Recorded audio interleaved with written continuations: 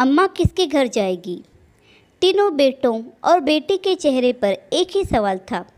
वह सब के सब 1 घंटे से अस्पताल के बरामदे में टहल टहल कर इस सवाल का जवाब सोच रहे थे। मेरा ख्याल है राजेश भैया सबसे बड़े हैं, इसलिए उनका कर्तव्य है कि वह अम्मा को अपने घर ले जाए। छोटी बहन नीलिमा ने भाई को देखते हुए कहा। बड़े भाई ने एक नज़र अपनी पत्नी की ओर देखा और कहा, मुझे पता है कि यह मेरा कर्तव्य है कि मैं अम्मा को अपने घर ले जाऊं, लेकिन तुम जानते हो मैं और मेरी पत्नी हम दोनों जॉब करते हैं और अम्मा की देखभाल के लिए सारा दिन किसी न किसी को तो रहना ही होगा, जो हम नहीं कर सकते। लेकिन बहना, तुम तो सारा दिन अपने घर में ही रहती हो। मेरे ख्याल से तुम अम्मा का हमसे ज़्यादा ख्याल रख पाओगी। पैसों की चिंता ना करो, जितने पैसे लगेंगे मैं देने के लिए तैयार हूँ। भाई राजेश ने पैसों पर जोर देते हुए नीलिमा से कहा।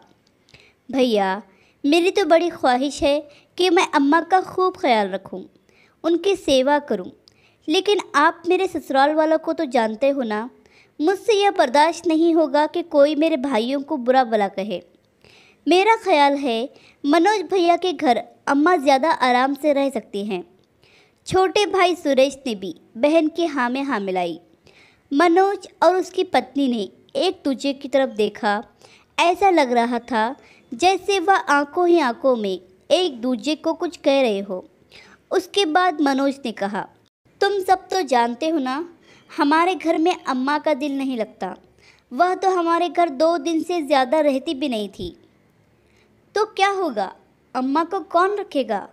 नीलिमा ने अपने छोटे भाई सुरेश को देखते हुए कहा।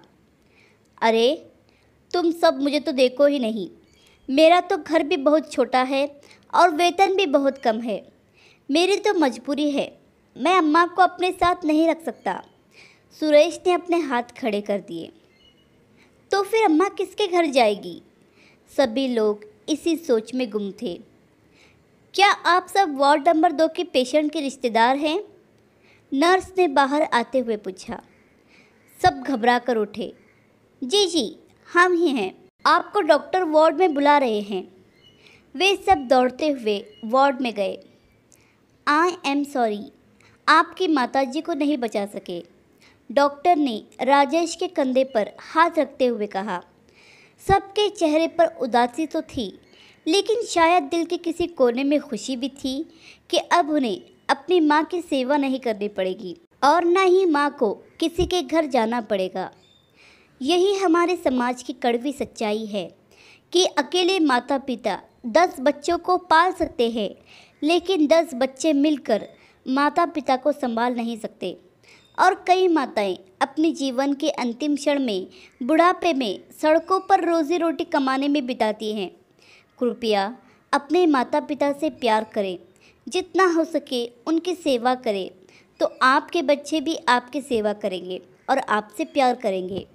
आशा करती हूँ ये कहानी आपको पसंद आई होगी। इस कहानी पर आपकी क्या राय है हमें कमेंट करके ज़रूर बताइए। कहानी पसंद आई हो तो लाइक और शेयर करना बिल्कुल भी ना भूलिए। चैनल पर नए हो तो चैनल को सब्सक्राइब ज़रूर कीजिए। कहानी सुनने के लिए आपका बहुत बहुत धन्यवाद।